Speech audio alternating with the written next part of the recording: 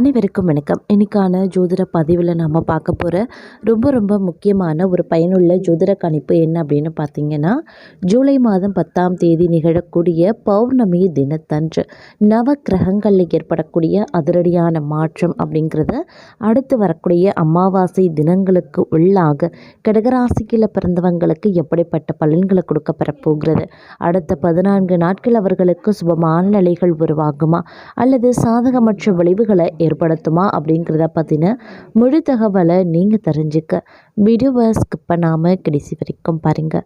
வீடியோக்குள்ளே போகிறதுக்கு முன்னாடி இது வரைக்கும் நீங்கள் நம்ம சேனலை சப்ஸ்கிரைப் பண்ணலை அப்படின்னா உடனே சப்ஸ்கிரைப் பண்ணிக்கோங்க. அப்படியே பக்கத்தில் இருக்கக்கூடிய நோட்டிஃபிகேஷனுக்கான பெல் பட்டனையும் ப்ரெஸ் பண்ணிக்கோங்க. சரி நேர்களே, வாங்க வீடியோக்குள்ளே போகலாம். கடகராசிக்காரர்களை பொறுத்த வரைக்கும் இந்த காலம் பல்வேறு வகையில் ஏற்ற தாழ்வுகளை கொண்டதாகவே இருக்கப்பெறப் போகிறது அப்படின்னு தான் சொல்லணும். அதே மாதிரி பொருளாதாரத்தை பொறுத்த வரைக்கும் ஏற்ற இறக்கங்கள் இருக்கத்தான் செய்யும். செலவுக்கு ஏற்றவாறு வருமானம் இருக்காது. கைக்கு வர வேண்டிய பணம் சரியான நேரத்தில் வந்து சேர வாய்ப்பும் இல்லை. அதே மாதிரி யாரை நம்பியும் இந்த காலகட்டத்தில் பணம் கொடுக்காதீங்க. ஜாமீன் கையெழுத்து போடாதீங்க. பணம் சம்பந்தப்பட்ட விஷயத்தில் உஷாராக இருக்க வேண்டியது ரொம்ப முக்கியங்க. தொழிலையும் சரி முதலீட்டில் கவனமாக இருக்க பாருங்க. அலுவலகத்தில் உங்களுடைய வேலைகளை நீங்க தான் பொறுப்பாக கவனிக்கணும். உங்களுடைய பொறுப்புகளை அடுத்தவர்களை நம்பி ஒப்படைக்காதீங்க. உங்கள் மீது பொறாமை குணம் கொண்டவங்க உங்களை பழிவாங்க. இந்த காலகட்டத்தில் அதிக அளவில் வாய்ப்புகள் இருக்கிறது. அதனால் கொஞ்சம் ஜாக்கிரதையாகவும் இருந்து கொள்ளுங்க. புதிய எதிரிகளை உருவாக்கி கொள்ள வேண்டாம். அடுத்தவர்களிடம் அனுசரணையாக பேச பாருங்க. குறிப்பாக சொல்லணும் அப்படின்னா உயர் பதவியில் இருக்கிறவங்க உங்களுக்கு கீழே இருக்கிறவங்களை பகைத்து கொள்ள வேண்டாங்க.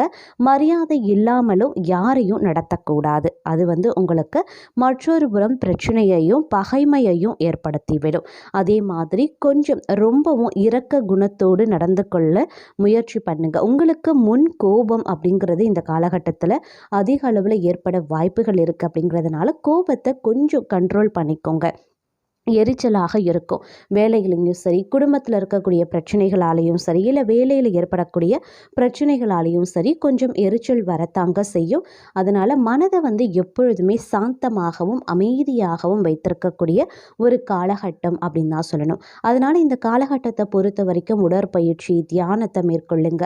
தினமும் காலையில் வேலைக்கு போவதற்கு முன்பாக ஏதாவது ஒரு கோவிலுக்கு சென்று இறைவனை தரிசனம் செய்துட்டு நீங்கள் வேலைக்கு செல்வது நன்மையை பயக்கும் அப்படின்னு சொல்லலாம். அதே மாதிரி அடுத்தவர்கள் உங்களுக்கு தீங்கு நினைத்தாலும் நீங்கள் அவர்களுக்கு நன்மையை மட்டுமே செய்வீங்க. எதிரிகள் கூட நண்பர்களாக மாறக்கூடிய ஒரு வாய்ப்பு இந்த காலகட்டத்தில் இருக்குங்க. அதே மாதிரி பிரிந்து போன கணவன் மனைவி உறவு, உடன் பிறந்தவர்களினுடைய உறவு எல்லாமே ஒன்று சேரக்கூடிய வகையில் இக்காலம் அமைய பெறலாம். வேலையிலையும் சரி வியாபாரத்திலையும் சரி விட்டு போன நல்லது மீண்டும் உங்கள் கைக்கு சேரவும் ஒரு சிலருக்கு வாய்ப்புகள் இருக்கு. அதே மாதிரி உடல் ஆரோக்கியத்தில் சற்று மேம்பாடு இருக்குங்க. இரவுல நிம்மதியான தூக்கம் இல்லாமல் தவித்தவர்களுக்கு இறை நாமத்தையும் தினமும் இறைவன் ஆலயங்களுக்கு சென்று இறைவனை தரிசித்து வந்தீங்க அப்படின்னா அன்றைய நாள் நிம்மதியான தூக்கமும் உங்களுக்கு இருக்க வாய்ப்புகளும் அதிகமாகவே இருக்கிறது. அதே சமயம் கொஞ்சம் சுறுசுறுப்பாக செயல்பட ஆரம்பிங்க. நினைச்சதை விட வேலையை நல்லபடியாக நடந்து முடிய கொஞ்சம் சிரமப்பட வேண்டியதாகவும் இருக்கலாம். இது நாள் வரைக்கும் குடும்பத்தில் இருந்து வந்த சண்டை சச்சரவுகள் ஒரு முடிவுக்கு வர வாய்ப்புகளும் இருக்கு. அதே மாதிரி தீராத குழப்பங்கள் அனைத்துமே தீரணும் அப்படின்னா கொஞ்சம் நீங்கள் நிதானத்தோடு செயல்பட வேண்டியது அவசியம். ஒரு சிலருக்கு பார்த்தோம் அப்படின்னா கோர்ட்டு கேஸு வழக்குகள் இருக்கும். அதெல்லாம் பார்த்தீங்கன்னா உங்களுக்கு சாதகமாக அமைய வாய்ப்புகளும் இந்த காலகட்டத்தில் இருக்குங்க. உங்களுடைய திறமை வெளிப்படக்கூடிய ஒரு அற்புதமான காலகட்டம். அதே சமயம் உடல் அசதி மன சோர்வு போன்றவை உருவாகலாம். இருப்பினும் கொஞ்சம் கவனமாகவும் செயல்பட பாருங்க. இந்த காலகட்டத்தை பொறுத்த வரைக்கும் பார்த்தோம் அப்படின்னா, ஒரு வாழ்க்கையில் பார்த்தோம் அப்படின்னா, ஒரு உயர்ந்த அந்தஸ்து கிடைக்கக்கூடிய வாய்ப்புகள் சிலருக்கு அமையப்பெறுகிறதுங்க. எத்தனை நாள் தான் இது போல் கஷ்டத்திலேயே வாழறது அப்படின்னு ஏங்கி கொண்டிருந்தவர்களுக்கு திடீரென அதிர்ஷ்டமும் வரவும் வாய்ப்புகள் இருக்குது. திடீரென பணம் காசு வரும். திடீரென கோர்ட்டு கேஸ் வழக்குகள் உங்களுடைய பக்கம் சாதகமாகவும் அமையும். அப்படி ஒரு சூப்பரான வாய்ப்பு உங்களுக்காக எதிர்காலத்தில் காத்து கொண்டு இருக்கிறது அப்படின்னு சொல்லலாம். அதே மாதிரி சந்தோஷமாக இனி வரக்கூடிய காலங்களில் இருக்க போகிறீங்க அப்படின்னாலும் சில பிரச்சனைகளை எதிர்கொள்ள வேண்டியதாகவும் இருக்கும். அப்படிங்கிறதுனால கொஞ்சம் கவனமாக இருப்பதும் முக்கியமான ஒன்று. இருந்தாலும் எக்காரணத்தை கொண்டும் முயற்சிகளை மட்டும் கைவிடாதீங்க. அனைத்துமே உங்களுக்கு நல்லதாகவே நடக்குங்க.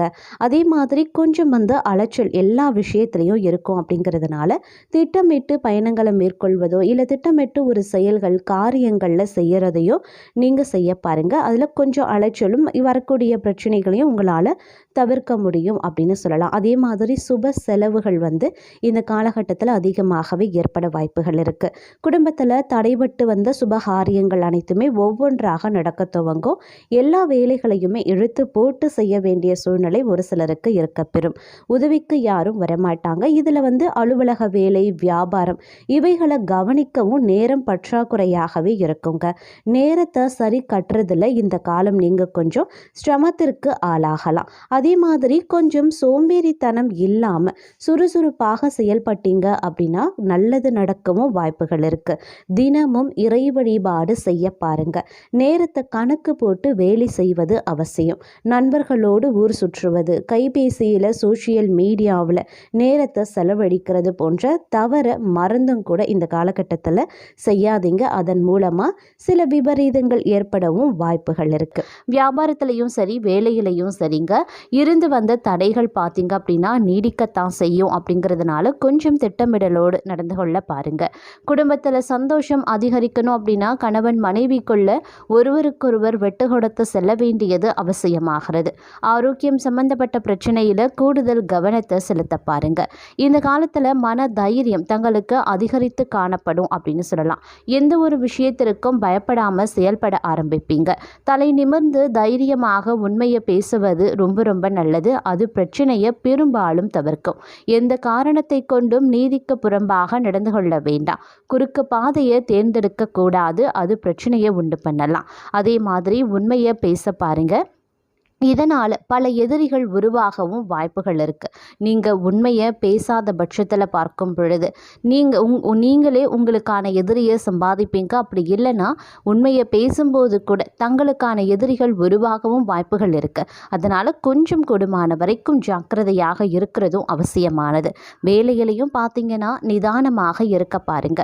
வியாபாரத்தை பொறுத்த வரைக்கும் நம்பிக்கை மிக மிக அவசியமான ஒன்றுங்க. புதிய முயற்சிகளை தற்போதைக்கு தள்ளி போடுவது உத்தமமான விஷயம். அதே மாதிரி குடும்பம் சம்பந்தப்பட்ட விஷயத்தை அடுத்தவர்களிடம் பகிர்ந்து கொள்ள வேண்டாங்க. வேலையில் ஆர்வம் காட்ட வேண்டியது அவசியமான ஒன்று. இன்றைக்கான வேலையை இன்றே முடிக்கிறது ரொம்ப ரொம்ப நல்லது. நாளைக்கு அப்படின்னு ஒருபோதும் தள்ளி போட வேண்டாம். நேரத்திற்கு ஆரோக்கியமான உணவை சாப்பிடுங்க. உடல் சூடு சம்பந்தப்பட்ட உபாதைகள் வர வாய்ப்புகள் இருக்கிறதுனால வெயிலில் வேலை செய்பவர்களுக்கு ஒரு குடைதானம் செய்வது ரொம்ப ரொம்ப நல்லதுங்க. அதே மாதிரி கொஞ்சம் ஏற்ற இறக்கங்கள் நிறைந்த காலகட்டம் அப்படின்னு தான் சொல்லணும். துணிச்சலாக சில விஷயங்களை தைரியமாக தொடங்குவீங்க. ஆனால் போக போக என்ன செய்ய போகிறோம் அப்படிங்கிற மனபயம் உங்களுக்கு ஆழ்மனதில் இருக்குங்க. ஒரு விஷயத்தை செய்வதற்கு முன்பு 1000 முறை சிந்திக்கலாம். செய்ய தொடங்கினதுக்கு பிறகு வேறு வழியே கிடையாது. செய்து தான் ஆக வேண்டும். அதனால் கொஞ்சம் உஷாராகவும் ஜாக்கிரதையாகவும் செயல்பட பாருங்க. கொஞ்சம் சிந்தித்து செயலாற்றுவது ரொம்ப ரொம்ப நல்லது. சோம்பேறித்தனத்தை ஒதுக்கி வைத்துவிட்டு வேலையில் மட்டும் அக்கறை காட்டுங்க.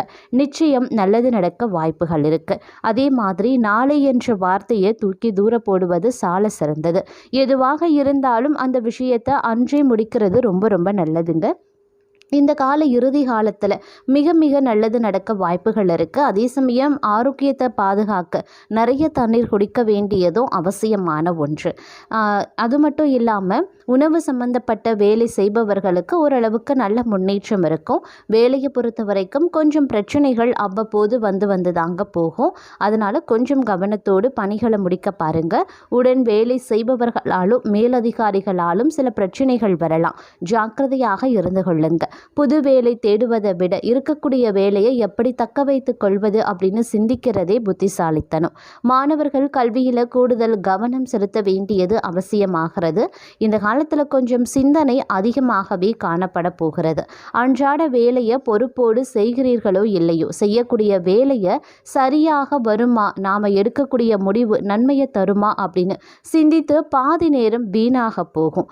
யோசிக்காம ஒரு வேலையை செய்யக்கூடாது, சரிதான். அதற்காக யோசனை மட்டுமே இருந்தால் வேலை எப்படி நடக்கும்? அனுபவசாலிகளை உடன் வைத்து கொள்வது சால சிறந்தது. வாழ்க்கையில் முன்னேற என்ன வழி அப்படிங்கிறத தேடுங்க. அயராது உழைத்தால் நிச்சயம் நல்ல பலன் உண்டு. தேவையற்ற மனிதர்களின் பேச்சை கேட்டு மன உளைச்சலுக்கு ஆளாக வேண்டாம்.